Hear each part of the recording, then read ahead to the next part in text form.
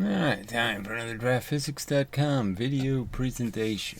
So we will do the physicist Michael portion of the video first, because his time is so much more valuable than everybody else's.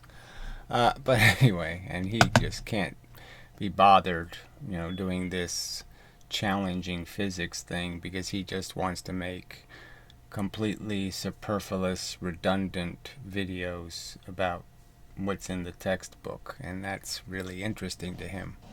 Anyway, so whatever. Yes, I'm mocking it a little because it is just so funny.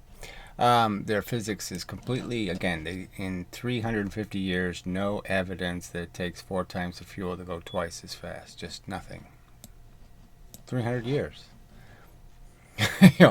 And he thinks he needs to do more of this shoring up of the math, and we don't really need experiments anyway.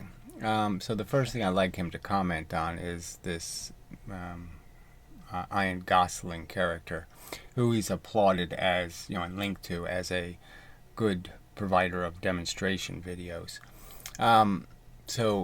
Proof of kinetic energy, yay. So he makes a video, celebrates his proof. It basically says, haha, the end is nigh, you've lost, I win the argument, here's the proof. He makes an obvious mistake in the experiment and redoes it the correct way, and it comes out completely proving my theory. So what's your opinion of the quality of his science now? What's your opinion regarding his hypocrisy and duplicity? Because now it's not proof. So it was proof when it came out his way. When it comes out my way, it's not even worth any attention. We should just figure out what's wrong. And you're going to sit there and point fingers at me. Anyway, and say I have too much doubt, or I'm too skeptical. When he says right in the video, in spite of what the experiment says, I know. It's got to be wrong. And it's a pretty simple experiment, frankly. So let's illustrate it, and I just like your opinion. Does this mean something, this experiment, or are you going to dismiss it? Are you going to dismiss this data as meaningless data for some catch reason that you aren't going to prove in any way whatsoever? So it's a simple enough experiment, right? I mean, I've been begging for this kind of crap for 2 years, but so he takes a two mass, twice the mass, and a 1 mass, and he does what physics says. Okay, 4 times the height, twice the velocity. So we're using gravity to get a reliable velocity number, and certainly we could do the damn thing horizontally and expect the same results. But anyway, and so he does the experiment. Drops it from 4 times the height instead of 5 this time. And the clay, the Play-Doh, the plasticine, whatever, compresses exactly the same. So this is consistent with a Mythbusters video where they got the same result, in the sense that the clay essentially compressed the same amount if they would have used 1/2 mass. So that's the catch. They used the same mass, and they got twice the compression, not 4 times the compression. So 4 times the height didn't create 4 times the energy. So 1 KE here, 2 KE here, twice as much kinetic energy. You say those are the same thing. You say 1 equals 2, and that's good physics. We should all believe 1 is completely equal to 2. Okay. So anyway, so what's your opinion? Does this experiment prove something? Or should we just say this data is nonsense because it didn't come out your way? Alright, so now we'll go to his comments, just explaining. I mean, it's a simple enough experiment. The Mythbusters didn't find any KE. They crushed the cars into each other, no evidence of the KE. I mean, they crushed them into a brick wall. No evidence of the KE showing up. And no evidence of it here in this experiment. So what does this KE actually do in the universe if it doesn't actually move matter? I mean, if it doesn't do anything we can see it doing, is it real? Alright, so then we'll go to this other experiment where I've been trying to get him to just, again, just do the math. Tell me how 4 equals 2. Just tell me that, okay, here's the catch. 4 equals 2 if. Alright, but he won't do it. Yeah. So, we'll put this back up even though it's not terribly useful. Alright, so now he's, just as a side note, he's made 2 references to this. You know, I mean, this is another thing he doesn't seem to do. Provide links so his audience can actually watch the original videos. Well, in the first case, I have been doing internet videos for like 23 years.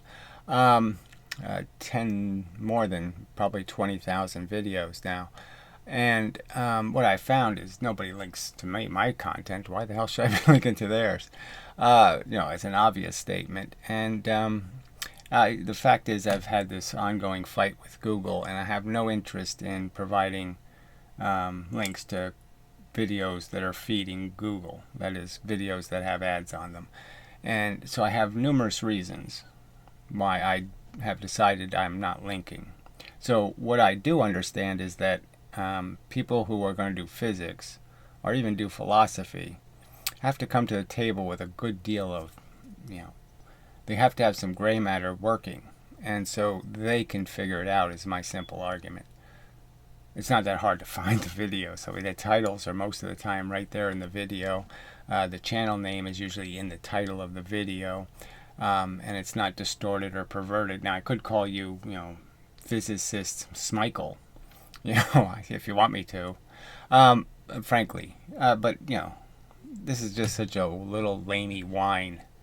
Where have you won't even say my name, the name of my channel. You won't say it publicly.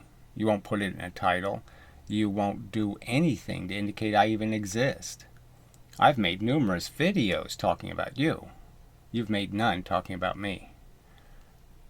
You can't see that you seem a little bit duplicitous again? Yeah, okay.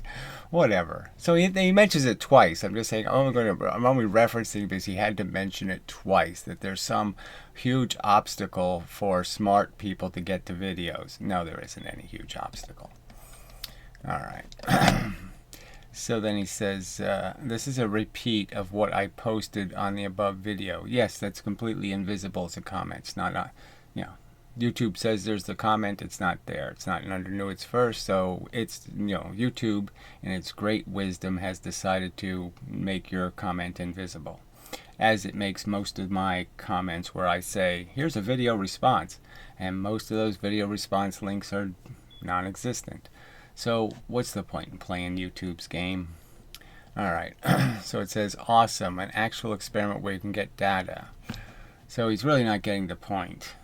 Okay, but whatever, it's fine. I'll try to explain the point again. Alright, unfortunately for you, this data is very much contradicts your position and supports mine. The one position I'm trying to get to is, do springs conserve momentum? That is, do you put energy in momentum, and do you get momentum out? That's all. Alright, there's no other bigger picture. I've already conceded that I have no evidence, personal evidence, guaranteeing that springs aren't fluky. Okay, I have this impression that they're not, but I don't have any proof that they're not. So if you want to tell me that it's possible to get twice the energy out of a spring, that's fine. Professor Lewin says it. So, but this 1.4 thing, you're trying to turn it into a kinetic energy thing when it doesn't go all the way. It's not a square thing, okay? It only works up to twice the amount of energy. You can only double it. You can't get any more than double the energy. So it's sort of dishonest to imply it proves kinetic energy theory. Anyway, let me give the details. I never disagreed that the carts that are going in opposite directions have opposite momenta. So again, I'm just so sick of playing this game with this opposite momenta. So in their video, there's 4 experiments. So I guess I should just write that up real quick so we know what we're talking about. 4 experiments. All right. So take a little pause. Alright, so let's talk about the experiments. the total so far. And we probably can find others online, but who knows. So this half is really the redundant part, except we don't have actual velocity numbers, so we sort of have to just make them out of frame rates. Now, I said about frame rates are doubtable. So the version of the video I downloaded, I got pretty crappy frame rates. I mean, there's missing frames, all of that kind of crap. So who knows? But frankly, as a general statement, you have to say, okay. Now, maybe the better way to do it is the Brozosian, go by sound. But again, I'm not disputing the fact that this is how the experiments are coming out, in the sense that it still doesn't make any sense. So it doesn't matter to me, frankly. If you want to claim that springs don't work, it's okay with me, because they don't work for a specific reason. And that's the part where you're not explaining. I'm looking for the reason.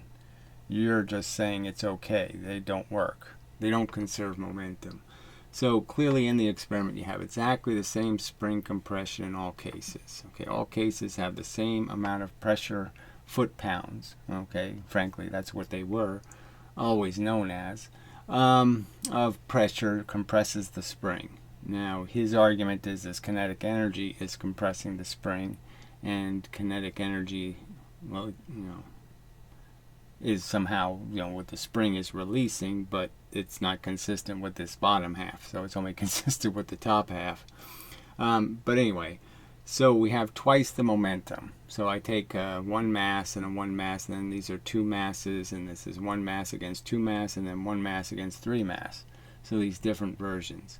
And yes, if you look at the frame rates, you get something like, you could argue, the average speed, okay, would be fast here, 30 miles an hour, and then 4 times the weight, 20 miles an hour, 3 times the weight, 25 miles an hour, and 4 times the weight again, 20 miles an hour. So, because that's all you can really do in these experiments. You have something going in both directions, you're really just getting an average speed. And again, momentum is perfectly conserved in this section.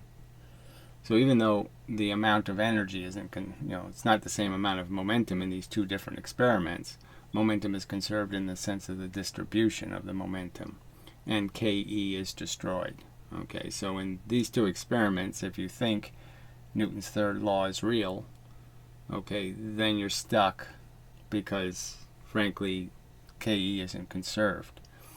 So you have to say Newton's third law doesn't mean anything. So this is all I'm looking for, is this consistency with the other known facts of physics. So if physics is going to say momentum has to be conserved, my clearest statement to you is, I know there's a certain amount of force in the spring. We can agree, whether it's KE or whether it's momentum, it's a certain amount of energy. It's not, the dynamite isn't variable. It's not some other thing than a certain amount of energy. And what I'm arguing is it can't produce different momentums. So if I reverse this experiment, okay, where I have twice the momentum in this case that I have in this case, it's twice the momentum. That's like saying 400-pound person versus 200-pound person. It's saying, how can they weigh the same? Springs weigh things. That's what springs do. I mean, I guess I have to go through that one list at a time. Do you believe springs weigh things? That they measure weight? So we're just arguing about these things' weight, the amount of weight they can place against the spring.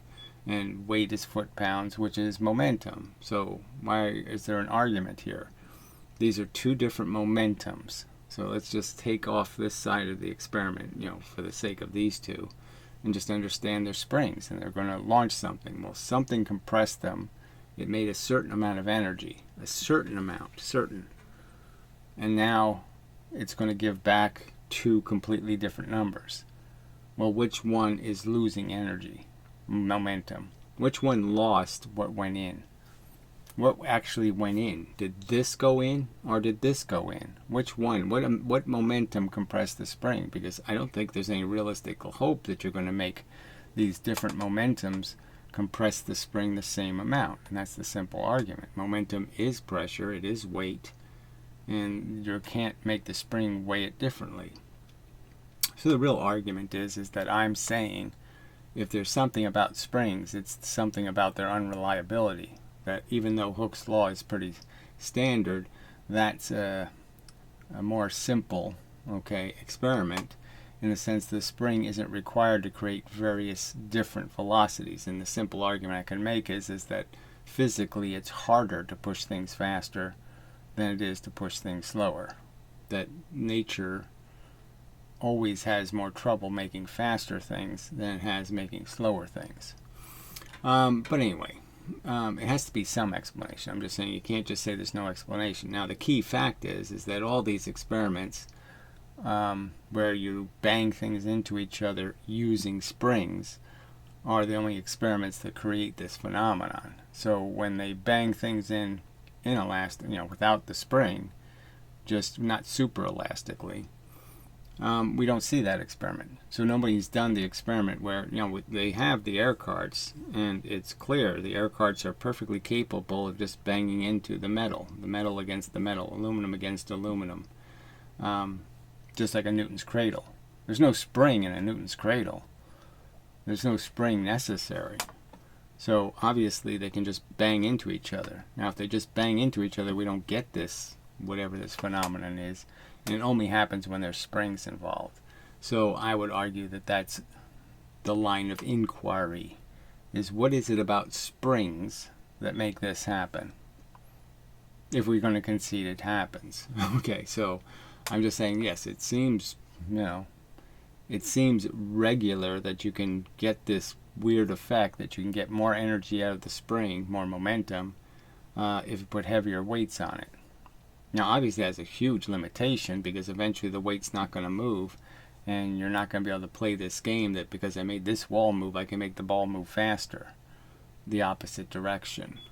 So again, you have to explain, where does the extra energy come from? Does this have too much momentum, or does this have too little momentum? Which one is wrong and which one is the right? Which one will compress the spring back to the original condition? That's the question. So we know there's an original condition of the spring. We know it has a certain amount of energy. Which one of these experiments will compress it back to that original condition?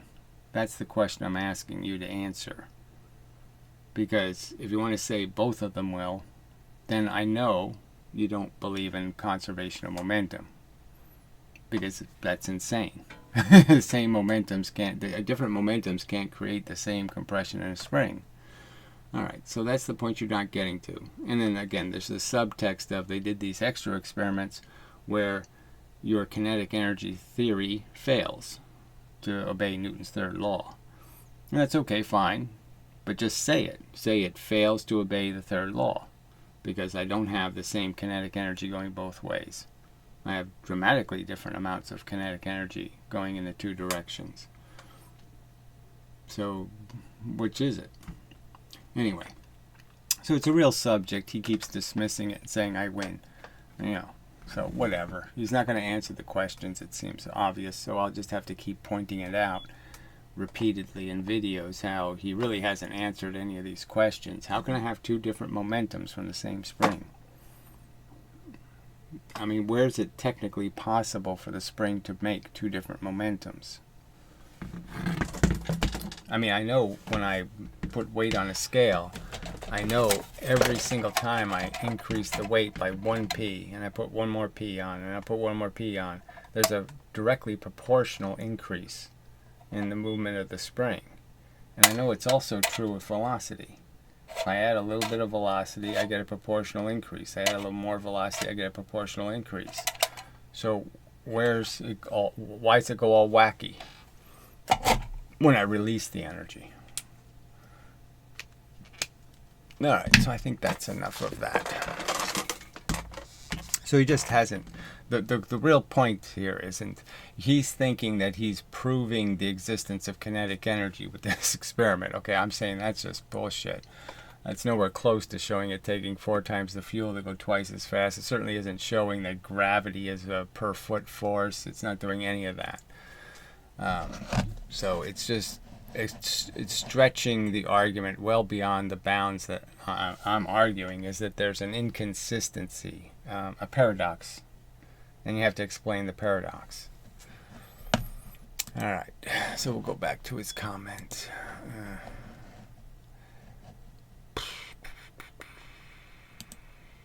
There it is. All right. All right. Awesome. An actual experiment would get data. Unfortunately for you, this data very much contradicts your position and supports mine. So again, the position is I want you to say that there is no rule that nature must conserve momentum, because the same spring compression is making different momentums. That's what I'm asking you to say. Okay.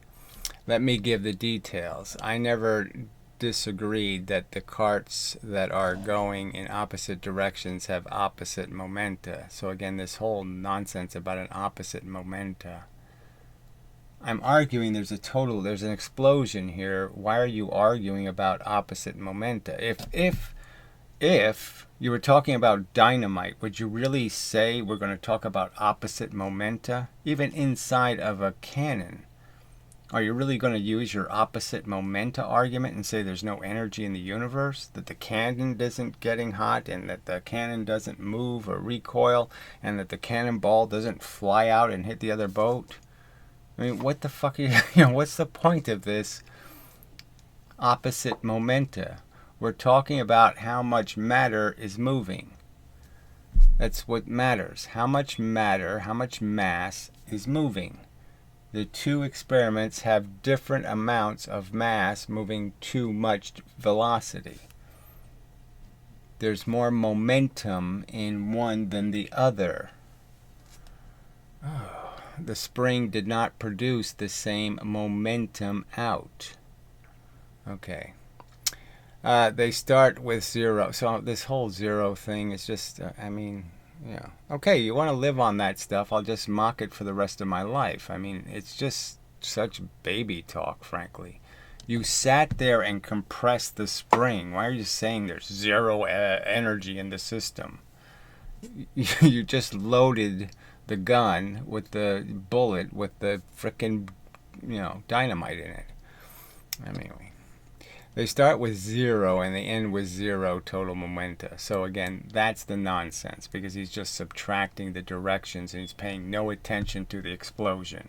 So he says a firecracker is the same as dynamite because they both end up with zero momenta. So they have exactly the same energy. I mean, that's how taken to, it's not even it's not even taking it to absurd kind of levels. It's perfectly rational to say, well, what do you mean by that? They're explosions. Explosions have stuff going that way and stuff going that way. I don't judge the explosion based on the fact that it has equal amounts of stuff going in the two directions, and therefore I can play this zero game. And again, the zero game doesn't work. All this doesn't work. He fails to meet that criteria here. Here, there is no equality happening, so he has no zero. He loses kinetic energy, and a lot of it. So why is he playing this game? Frankly, just such bullshit. I mean, just talking through this jargon is just such a nightmare. The zero explosion. Okay, so they start with zero and they end with zero total momenta. So again, he's saying there's zero total momenta coming out of an explosion. So when everything, a supernova, zero total momenta. There's no momenta. Supernova, nothing. There's no momenta. It's all zero. All right. That was included in my model. Well, I'm saying that part of your model is so broken and retarded and disconnected from logic that you really should fix that part of your model where you play this zero energy game. I subtracted it all away. Oh, God damn it. But to get the actual velocities, well, how can anything have an actual velocity when everything's zero? So we can calculate the momenta, we need the time, which unfortunately they don't give. Yes, I said that in the video. But fear not. So, anyway, we can get it from the video. And please check my work to verify. So I said this actual thing in the video. I said I could check the frame rates, but who cares? It's really not relevant to the point I'm making, but okay. Keep playing the game. Here's the video link that you, again, failed to provide so people can check. So again, I didn't fail, okay? It's I'm really not going to link to, first off, the video has obscene commercials in it, obscene number. And second, they're not going to link to anything of mine. Your people aren't going to link to my arguments, and they never do. I mean, you know what I'm saying, the people, the real physicists. I've never gotten a link from a single one of the people I've argued with. So, what the fuck? Anyway, so, and again, any smart person can find the video. And in most of my videos, frankly, I'm playing most of the content. And certainly I play enough of it where it's not quote mined at all. So, this accusation that I don't properly represent the data I'm talking about is just, again, another one of your slanders and slights. I clearly give people every opportunity to know what I'm talking about and what the issue is. And they can find the original material easily. All right. Your model says that if I double the masses of the cart when launched, they should be moving at half the speed. Well, no, it's what conservation of momentum says. Okay, so I didn't make that up. All right, it's what even Professor Lewin would say. But anyway, it doesn't matter. Okay, and therefore take twice the time to reach the end of the track. My model, if the spring is strong enough and if the spring is storing energy instead of momentum. So again, it's not about what it's storing. It's about the consistency of it releasing it. And I'm saying no matter which way you look at it, there's inconsistency here. The bottom half you lose, no consistency. The top half you win, and vice versa. So you don't see the problem still. Doubling the mass should change the velocity by 1 square root of 2. So again, this is the 1.4 number. Now, I haven't ever seen Lewin actually do this 1 square root of 2, 1.4 thing, but it only goes up to 2. Okay, it only works in these experiments, obviously, to get, if the other wall is immovable, it gets twice the energy, as Professor Lewin says. It doesn't get, it's not exponential, it doesn't keep going. So this isn't some sort of rule that goes anywhere. It only goes to the limitation of once the object stops moving on the other side. Then all of a sudden you stop making all of this extra force. So it should take square root of 2 or 1.4 times longer to reach the end of the track. See, I don't know why he's doing the 1.4 longer. Okay, so that's just the velocity component. All right. In that video, clearly I'm just saying that the other two experiments where they have uneven weights, okay, it perfectly fits momentum. So I'm just saying that there's no conservation of direction at all. In that video, at 8 minutes, they launched 2 carts, 19, so he got about 19 frames for them to reach the ends. Yeah, and I got about 30 for the other 500, and he says 26, which is kind of weird. So we got 19 and 26. I got 20 and 30, frankly. Okay, so but whatever. For them to reach the ends. I might be off by a frame or two one way or another, but that ratio of 26 to 19, okay, comes out to 1.37. Well, yeah, and the ratio of 20 to 30 comes out to something like 1.6 whatever. But who cares? Pretty close, within noise of my 1.4 factor and far off from your 2x factor. So again, my argument is what happened to the momentum. I just want to know what happened to the momentum. It's an explosion. The explosion has a certain amount of energy in it. You're not collecting the energy evenly. That's what I want to understand. Let's consider the spring an explosion. The explosion has a certain amount of scrap metal coming off of it. Let's just say we turned it into scrap metal. There's a certain amount of scrap metal that's going to hit the surface. How is the surface reacting as if there's a different amount of momentum in the scrap metal? The data closely matches my model and does not match your model. So he says it again. This model crap.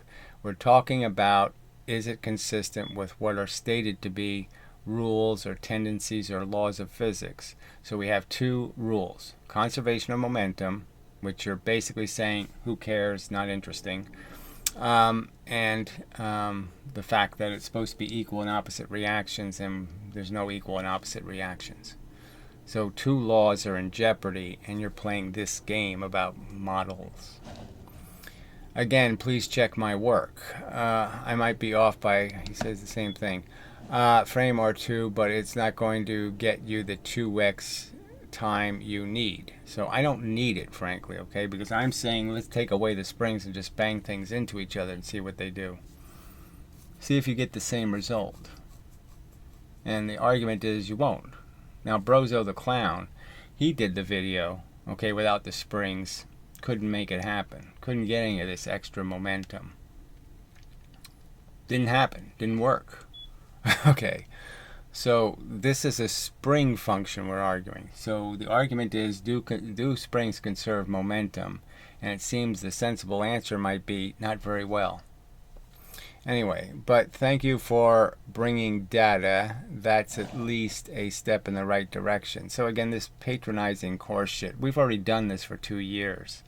You know, you want us to catch you up to speed by showing you experiments. Okay, fine. I'm just saying we've already been there and done that. And guess what? The experiments all suck because your science doesn't do any experiments. Science doesn't do experiments. It's just a fact. There aren't any. Okay.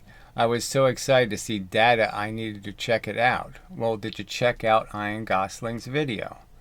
I mean, check out the two videos. The one where he proved kinetic energy by doing the experiment completely wrong, and then the one where he proved I was right, but didn't even show the experiment.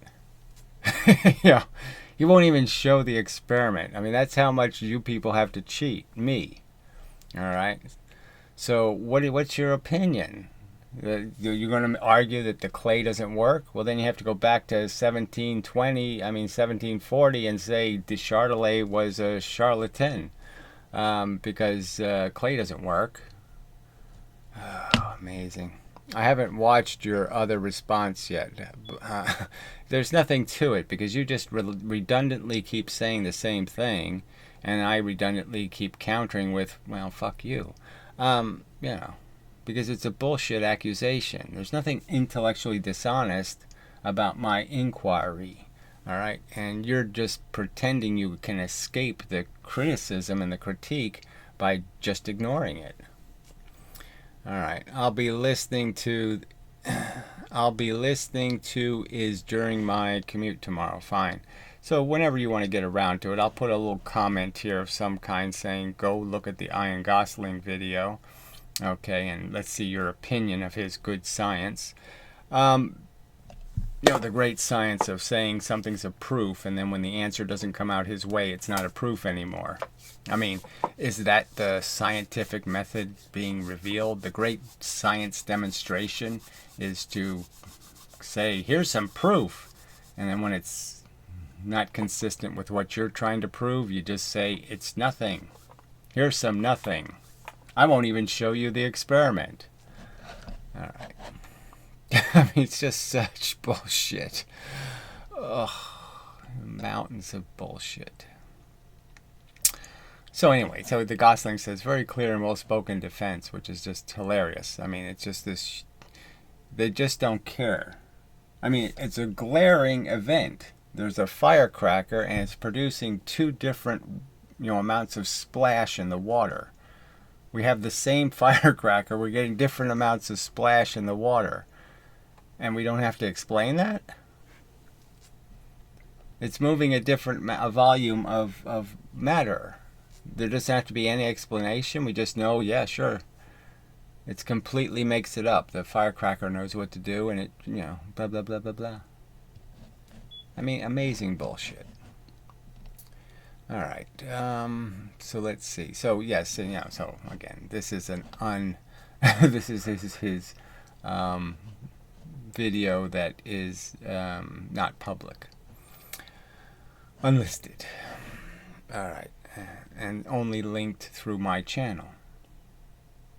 Anyway, so It's just amazing. So where do any of your viewers get to see my videos? Lost in comment sections. But we'll know that that all disappears. Again, the accusation would be he wouldn't even be engaged in this conversation at all if he was getting the view numbers he's expecting to get eventually, I imagine. So anyway, it's just such bullshit. So yeah, there's nothing more to say, right? We're just stuck in this thing where not a single comment. So I did wait to post my response video to the Gosling bullshit. And just because I wanted to see if anyone would just fess up and say, gee, we've been doing all this ragging and saying it can't be, and you're wrong, and you're an idiot, and all this crap, and gee, the experiment does come out exactly as Gary predicted. And let's understand, he was already arguing this with the end is nigh. He made a video saying the end is nigh.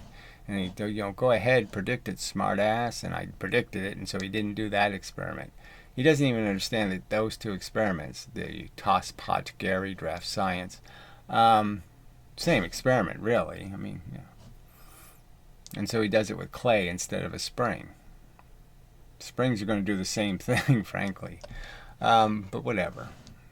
Because there is only twice the energy in the 4 times the drop, because there's only twice as much time in the gravity. I just don't know how people can rationalize a per foot understanding of gravity. It's clearly 9.8 meters per second. So I wonder if I can get PhysicistMichael to respond to that. It's 9.8 meters per 1 second.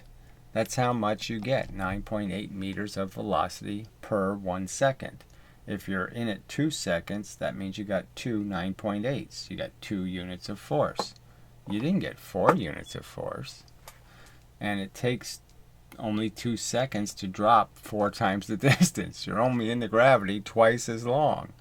How could you collect 4 units of force if you're only in the gravity twice as long? It's a really good question. Is there any chance you could answer it? I guess I have to write that one too. Well, whatever. Things are what they are, and so we'll just see where this goes. But yes, no, okay, I should show the comment. Not a single comment conceding anything, feeling a little bit unsteady about, wow, that's really surprising. What the fuck do we do now? How can we talk our shit with this experiment in our way? Nothing. No concession at all. So Brozo just talks about the fact that it's all bullshit. That somehow the center of gravity could mean something, but then it doesn't mean anything. So I already explained that in my previous video. It doesn't mean anything. That's not going to be your loophole to get out of the obvious implications of the experiment. So there's no concession here anywhere. They're all just talking about 2 centimeters here and 1 centimeter there and a little bullshit, but not a single concession that, oh, hey, wait a minute, you said that this experiment proved him wrong. How come this experiment doesn't prove him right? Completely opposite result. It's not even a completely opposite result, right? The first experiment did not prove KE. Okay, it was right in the middle. It basically just says you're wrong because I'm wrong also. We're both wrong. And this experiment decisively says I'm right, and it's not a proof anymore. I'm just saying, it's just on its face so crooked, so unfair, so uneven. And then, oh yeah, Brozo's sitting here talking about how quick releases don't matter. So I didn't bring up quick release in this case. But just the idea that, I'll read this, just because it's so obnoxious to it's the very point. He really just doesn't think it matters to do it as carefully as possible. And it really doesn't mean that much. It's not that difficult to do it right. Okay, if they insist on a quick release mechanism, who's insisting and who's they? And the point would be, the release does matter, especially when you're talking about releasing something. Well, in this case, it doesn't matter much because the weights aren't all that different. But in other cases, you're releasing things that have twice or 4 times or 10 times the energy. There's a lot of difference in the pressure. And so how you release things really is important. If something's going twice as fast, that's a substantial difference in the amount of pressure you're releasing. I think iron could erect 4 upright poles and notched straw to them to wrap around some thread to support the underside of the weights and all this bullshit. No, you could just tie a string to it, but whatever, and just cut it. I mean, it's not that big a deal. Then do a Walter burn the thread. Well, you really doesn't have to burn it, but anyway, scissors will work. A single thread wrapped around, either said, none done. Okay, most probably, but you never know. It might just work easy enough. And yeah, I eventually realized I don't know what that is, obvious, the fucking obvious, I guess, that we just continue to measure from the underside. Okay, so he's just talking, but again, it goes, it's just this whole idea that who cares about quick release? Not important. I mean, it's just such bullshit. Alright. So there's just nothing here. Just no concession that, ooh, that's a pretty damaging pile of evidence. It's pretty damaging for your side, right? It's pretty damaging, you have to say, at minimum. Is it a catastrophe? Well, frankly, when he did it the other way, it was supposed to be a catastrophe for me. I was supposed to be catastrophically and completely destroyed.